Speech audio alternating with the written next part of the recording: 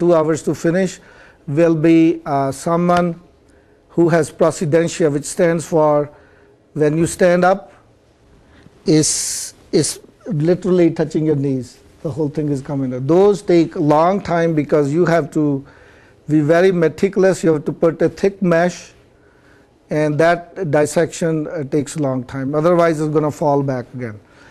90% of the patients have a moderate prolapse of either the bladder or rectum. That can be finished in 30 minutes. 10 minutes for either TOT or TVT, which is for the leak problem. Another half an hour. And what's the recovery time for that? Recovery time from pain, most people don't need much pain medication after 3, 4, 5 days. You can take Motrin. Recovery is more in terms of you are not allowed to have either intercourse or lift heavy weights for up to 6 weeks.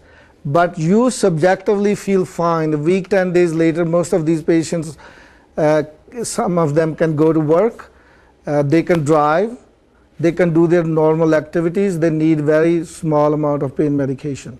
About 10 days later, they are doing very well. It's going to be a rare patient who, there are always exceptions to the rule. But generally speaking, pelvic prolapse surgery and the leak problem, stress incontinence surgery, 10 days later you don't need pain medications. So subjectively, because there's no cut on your body, you feel you are completely healed, but you have a restriction. I tell you that you can't lift heavy weights for 6 weeks total up from the date of surgery, and you cannot have intercourse because the wound is still healing inside. You can get infection from intercourse, and from heavy lifting you can weaken those stitches where the mesh is. You can weaken the mesh. So even if you just take care of the leak problem, that's still, the anesthesia is still general? Still have to be put to sleep, but the surgery is done in 10 minutes. Now theoretically there's 2 kinds of slings. There's a regular sling and there's a mini sling nowadays. A mini sling can be done in the office. Now the reason I don't do it in the office, number one, space problem. You need to have one big room where you can put the patient in under local anesthesia or sedation. So you are kind of sedated, you are groggy, you are under Demerol, so you don't feel much. It will take 10 minutes. I know there are small number of places. I don't know anybody in Kern County, nobody does in the office, but there are places in the country, some people are doing it in the office and can be done successfully in the office. So you wake up and you can go home and rest for a day, and then after that you'll be fine. That will be mini sling, not full sling. There's a full sling where you have to thread the needles behind the bone and come out here. And then hook up the mesh with that and withdraw the needles. As you withdraw the needles, they pull the mesh back. It goes under the bladder. Now that's a full sling. The mini sling, there's no needles involved. You make tiny incision on the right side and a tiny incision on the left side of the mid urethra, and it's a tiny little ribbon. It's about this long, curved, and it is tiny little hooks on both sides. So you thread it through this little incision and through this, and it hook up to the ligaments and it stays there.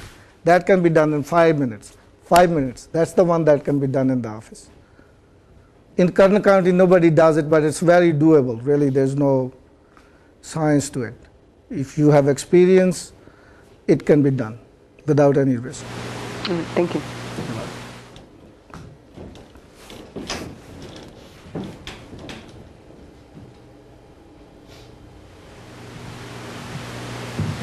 Thank you, Dr. Singh. You're welcome. You said the urge incontinence is a medical and Yes. can be treated with medications. What would the side effects be for those medications? The most common side effects from those medications is dry mouth, and it doesn't happen to everyone, but it's pretty rather common. My experience is so. It's kind of hassle. You have to keep a bottle of water wherever you go, sip from time to time. That's the most common side effect. Now, you take almost any medication. If you go into detail, go into pharmacopoeia or the insert that comes with the medication, because drug companies don't want to get sued, so they have to protect themselves by listing everything. They will always list like 20, 30 side effects. In reality, some of those side effects are extremely rare. Extremely rare. I've been using these medications for 15, 18 years that I've been practicing. I have not seen any other side effect. Maybe there was one patient, it didn't make sense, he had some side effect. I thought it could be related to this medication.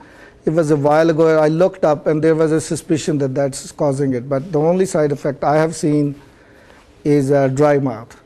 And remember, if it can dry your mouth, technically it can dry any mucosal membranes inside of your nose. It can dry up your eyes. Most common dryness is in the mouth. My other question is, when you do the surgeries, where do you do them? Which hospital? We do any hospital that patient like to pick. There are 3 private hospitals in Bakersfield Memorial. Bakersfield Memorial Hospital, Sana Queen Hospital, and Mercy Southwest, and Mercy Truxton. Actually, Mercy, there are 2 hospitals. So we let the patient make a decision. Until not too long ago, we were preferentially doing surgeries at Memorial and Sana Queen. Now we also do at Mercy Southwest. We do surgery at KMC in cases where we have some patients who are employees of the Kern County. And sometimes they have close relation to the county hospital and they want surgery done over there. Yes, we do that. But the robotic surgery is done only at Memorial Hospital because they are the only ones who has the robot. They have the Da Vinci, no other hospital has that. I don't know how much it costs, $20 million, $50 million. I have no idea. So that's the only hospital that we do robotic surgery at. Okay, if you guys don't have any other questions, I think time is almost up, 4 minutes left. Any other question I can answer? Okay. So we call it a day. Hopefully we'll see you on October 23rd. We will talk about global warming. Thank you.